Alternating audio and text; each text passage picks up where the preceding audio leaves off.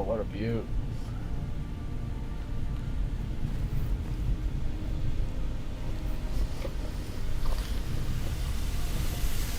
Oh, what a treat it is out here. What a treat it is out here. I said, what a tree. I was like, it's just a tree, Brody. Come on, that was a nice tree. You gotta appreciate all the trees now.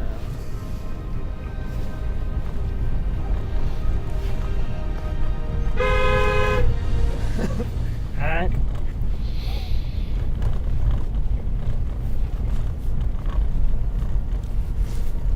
Oh, I just realized we're probably just above that other guy's camp.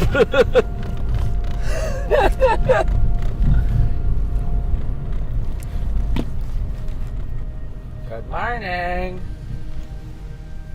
Oh, that's a good one.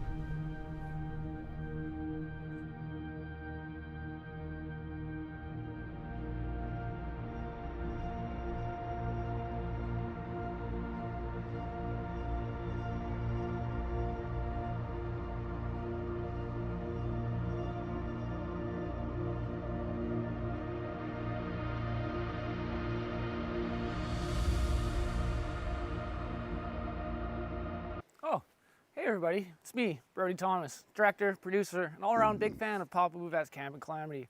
I just wanted to take a second to thank all of you for joining on this trip, learning how to camp, learning how to get out, enjoy our backyard, and most importantly, learning how to maintain it and take care of ourselves. So now for our finale episode, we've come down to where it all started, what sparked this whole idea.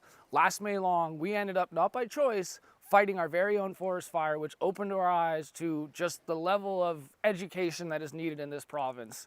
So now, without further ado, let me introduce the man himself, Papa, to come say a few words to kick us off on our finale.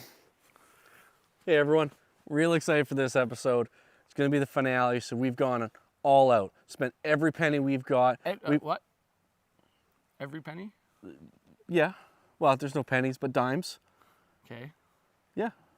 We're getting Adam out. Got a bunch of food, a bunch of gear. Yeah. Where'd you get the money for this? Well, I saw your card on the counter. Cut! Okay. What do you mean you flew him out? Did you fly him out? With what money? Yeah, with your card. It was sitting right there. It's the finale. I thought we wanted to, go all out. We gotta edit this. We gotta color this. We gotta get it to TELUS. I gotta do the sound. Like that money was set aside not for the finale. It was to produce the rest of the show. Well, I've got like, $20 left. Oh my God, man. You guys okay? Should we cut or should we? Cut. Still rolling? Sorry. Hey guys, Papa Bouvette here. Got a little excited there. We're camping again.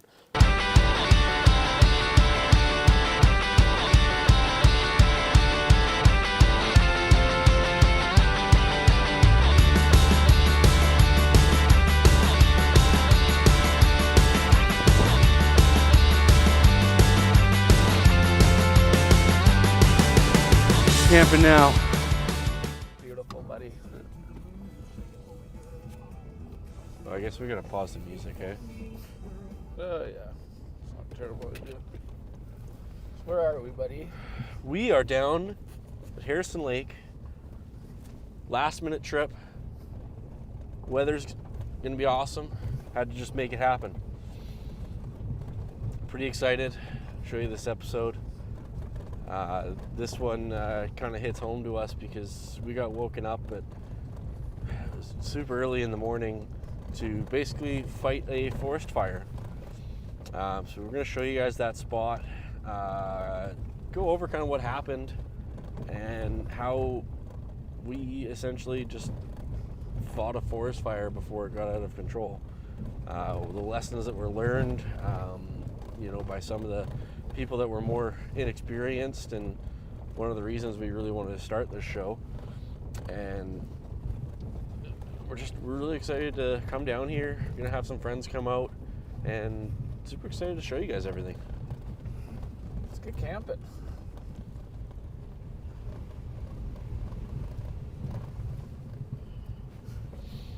What makes Harrison such a good spot to go camping? Harrison. Well, the road in is not bad. It's a forestry road, but it's relatively well maintained. So that always makes it easy. It makes it easier to get cars in, or a van or whatever. Trucks are definitely a little bit easier to kind of maneuver through here, but you can definitely do it with a car. I've done it with a car, with our old minivan. We can kind of get in here with just about anything. There are a ton of spots along the lake. There's not too much of an actual beach, it's more rock, but the water is just beautiful. Tons of cool driftwood and stuff you can find. It's just so lush and green here just because of the climate. It's so kind of wet and damp, but it is just absolutely gorgeous out here. And kind of that fresh morning dew smell is just something that's just kind of tickles your nostrils. It's just a good time. And what makes this good for us coming from Kamloops? It's a nice spot to kind of link up with our friends from down on the coast. It's kind of a good halfway point for us. It's about 3 hours for us. It's about anywhere from 2 to 6 hours depending on traffic for our friends in Vancouver. But it's a good halfway point. There's lots to do up here and kind of lots to explore. There's tons of beautiful waterfalls. The view in the morning just out on the lake is always just spectacular. And I mean, all the way, the whole road up, there are just so many things to look at. And it's just such a beautiful drive down here. She's a beaut. Go ahead. So up there, for me or for my bachelor party, we went up into that waterfall, had a nice shower in the morning, and it was delightful. And it was not raging like this at that time, but man, it is something special going up there. Could imagine. It's not a bad place to have a morning shower, eh? It's definitely a good way to wake up, that's for sure. Who are we going to pick up in service? We are going to pick up one of our best friends, Mr. Adam Hunt. Adam the assistant? Adam the assistant. You may have heard of him in earlier episodes. It's a pretty integral part. I would even say he's one of the most important parts of this show. We really couldn't do it without him. So we're really excited to have him out. It's gonna be a blast. So everyone, we wanted to touch a little bit more about what we meant that we fought a forest fire last year. So let's go back to May Long last year. Me, Papa, Adam, a couple of other buddies come out to Harrison Lake to go camping. Now about 2, 3 in the morning, buddy, we're all kind of winding down, and buddy goes, "Oh, I see a fire across the lake." We don't think much of it. We're kind of going like, it's probably another campfire. Flash forward to about 7:30 that morning. My girlfriend's up above before me. Next thing I know, somebody's coming through our campsite and they're asking if we have a fire extinguisher.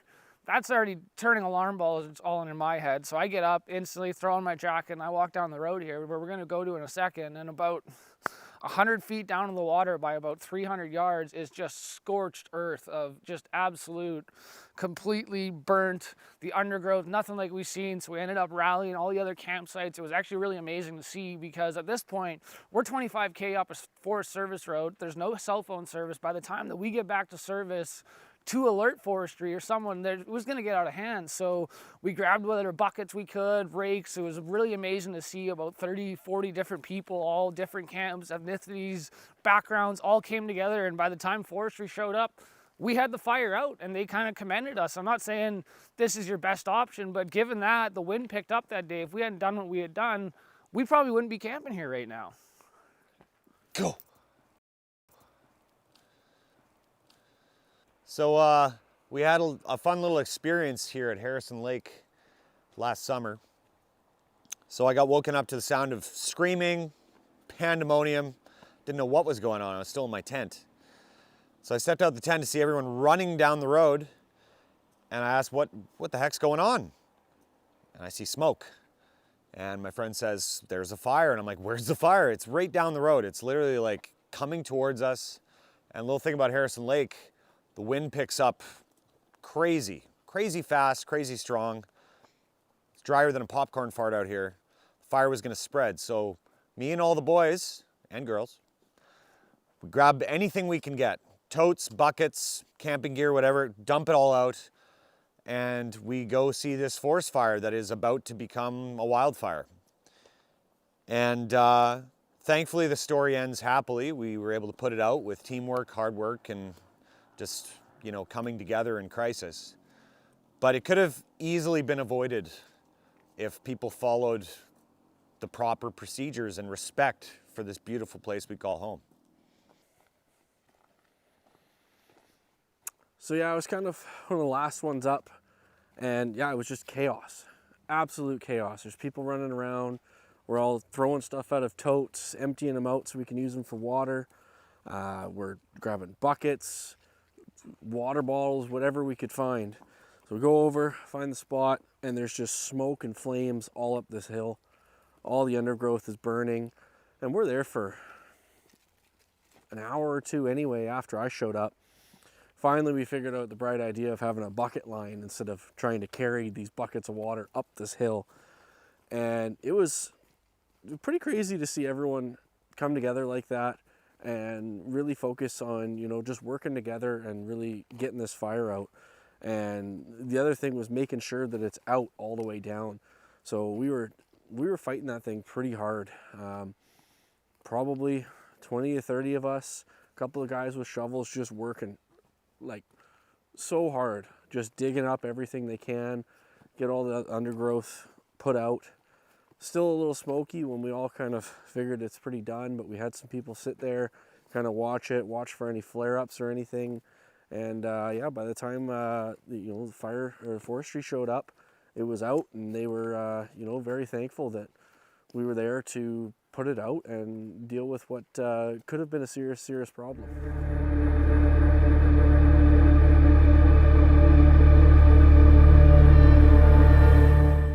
So kind of like I was saying, kind of what happened last May long was what sparked us to do this show. You know, growing up in BC, unfortunately, wildfire's been part of my life as long as I can remember. Some of my earliest memories were the Cherry Hill Creek fire in Kamloops and going out to sea with my family to watch all the forest fires that are going on. Most recently, the Adams Lake Shuswap fire. And the thing that I saw when I was growing up as a kid, like we had Boy Scouts and stuff, like my grandpa was very outdoorsy and stuff. We kind of got taught this idea of respecting nature and how to maintain a fire and where not to have one and where to have one kind of thing. Well, last year was a perfect case of where exactly not have a fire. So how that fire really got started was down at the bottom of the kind of base of the hill there. There was basically a big moss patch that was going up the hill, and the fire was started.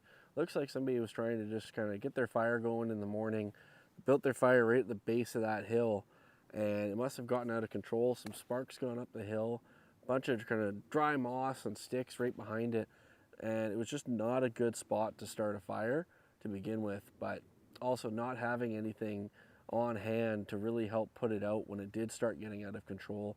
The other thing is, don't be embarrassed if something does get out of control. Ask for help. It could have been a lot easier to deal with if somebody ran for help immediately instead of waiting, trying to put it out themselves, not having that time, and then taking all that extra time to also then go grab help. Could have been a lot less disastrous than it was. One really impressive thing about this whole ordeal was this one family's ability to come together as a team and battle this fire properly. It was basically led by this one grandfather with a spade shovel digging a trench around the perimeter of the fire. And then everyone else, followed their lead, doing the whole bucket chain from the lake. And the fire spread in the craziest way. Like it would be burning here, not burning over these piles of moss, and then popping up in another place because the whole root system and the lower parts of the moss was all smoldering underneath. It shook me to my core.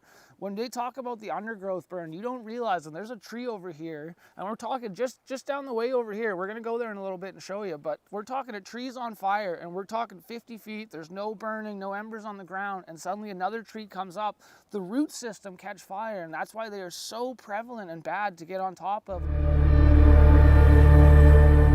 So the guys who started this fire did a couple things unbelievably wrong, and You can't really blame them. Maybe they had never been camping before and they've never been told that this was not the way to do things. But they started a fire in a place that was not cleared out. It was in the middle of thick foliage, trees, everything, bushes all around. There was no clearing whatsoever. And then they left the fire unattended. And that is like the biggest no-no. If you build a fire, whether it's in a clearing or in the woods like these boneheads, you have to watch it the whole time. If you leave, you put it out and you make sure it's out with, no matter how much water you put on the fire, put another 10 buckets on it because it will light again when it dries out and there's embers beneath the ground that you won't believe are still burning. But the actual intense speed that these things move at, it floors you, you know, and like, thank God that we were all there and everyone was in, because I honestly don't know if we'd be out here camping this year to be able to tell you this story if we hadn't done what we had done. One of the things you can learn from that is really making sure you pick out a good spot for a fire. It's one of the things we went over in our fire episode, but really want to reiterate that as much as we can. You want to make sure that there's nothing immediately around it that's going to catch fire, help things spread. You don't want to be building a fire right underneath a bunch of trees when the sparks are going straight up, catching onto the trees. And you just want to be conscious of what can go wrong, because when something can go wrong, sometimes it will. Well, folks, enough talking about it. We're going to head down to the spot. It's actually just down the way here from where we're camping right now. And we're going to go show you what we actually were up against and how we kind of saved Harrison Lake.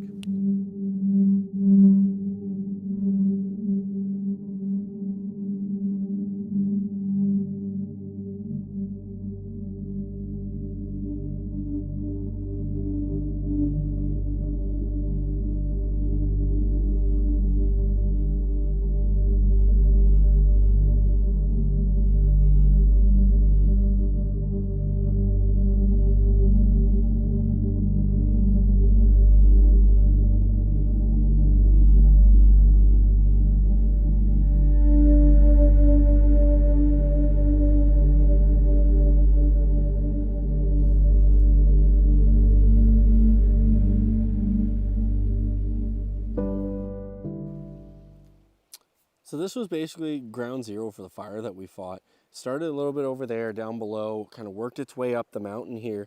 And you can see here, burnt trees right beside me, up behind me. You can see all the root system that was catching fire and spreading the fire up farther. The tricky part about this was it's a pretty steep cliff. There's not really a whole lot of footholds or anything, so it made it really hard to fight. Basically what we had to do was start our bucket chain all around the end here, come up to the top, dump water down, which made it really hard to get the water exactly where we needed it, especially when it's kind of smoldering, fire sprouting up kind of here and there.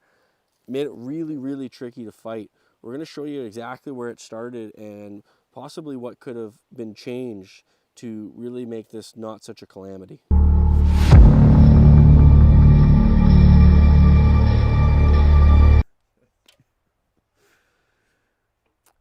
All right, folks, so you can see here that they kind of had a start of a good idea. They've got some rocks to make a fire pit, but the placement of it is not very good.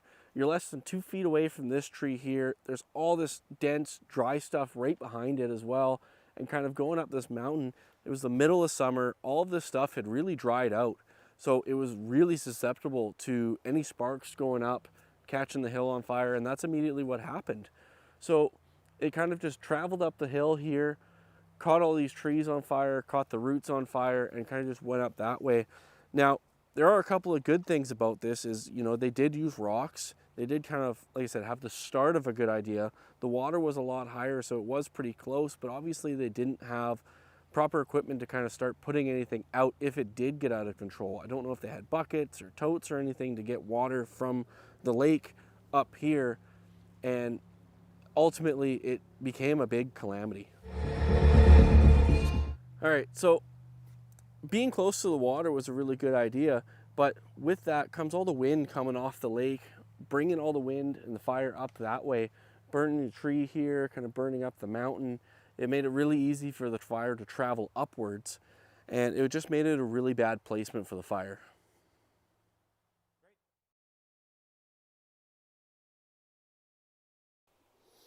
So they had the start of a good idea here. with having rocks around the fire, being close to water, but the placement was really, really bad.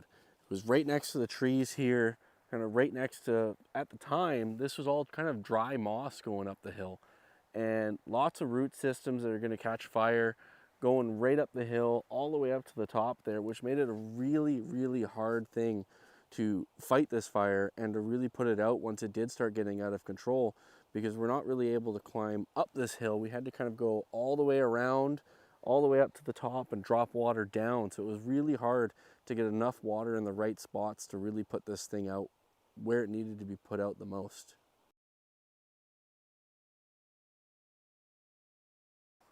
So this moss here is just, it's super thick. It's not quite as dry as it was at the time of the fire, but this stuff does get really, really dry, super easy to light up. And you can see just kind of how thick this moss is and how much there is to really just burn up. Super quick, super easy to burn. Show us how like thick it actually is. Like, I'll grab it and bring it up. Oh wait, hold on.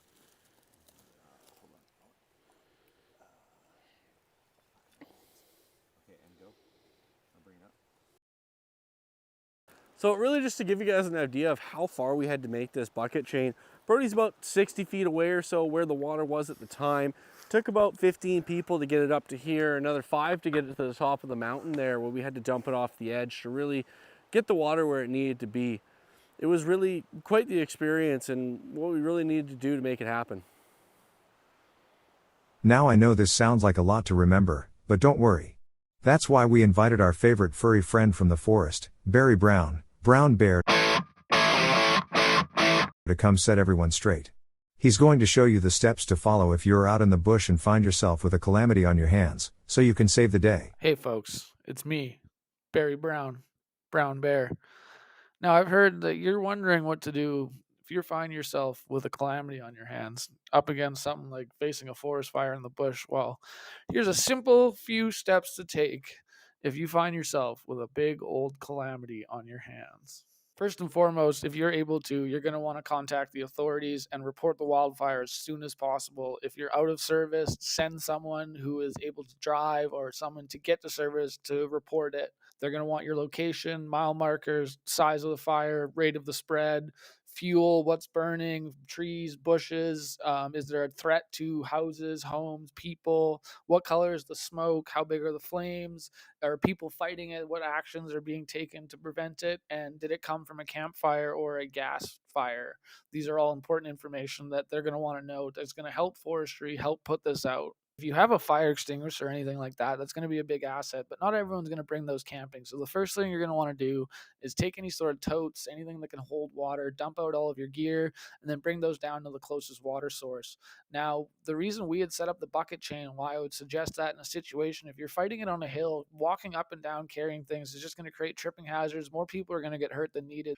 Other great things you can do, if you have any sort of shovels or things they can dig, you can start digging trenches kind of further back. You want to look at where the burn is, maybe go another 20 to 30 feet back and start digging up any sort of underbrush, clearing out roots or anything that would kind of catch on fire. The really thick moss that we showed you guys was a big issue, so we were clearing that out as well.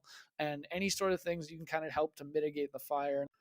Now, we here at the PBCC truly hope that you never have to deal with a calamity like the boys faced at Harrison Lake last May long.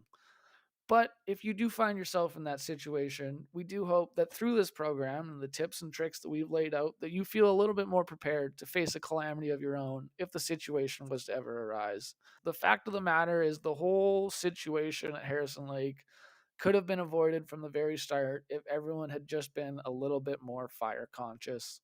It doesn't take a lot to start a fire, but it doesn't take a lot to prevent one either. And remember, folks, only you can prevent a calamity. This is Barry Brown Bear, signing off. We'll see you out there, folks.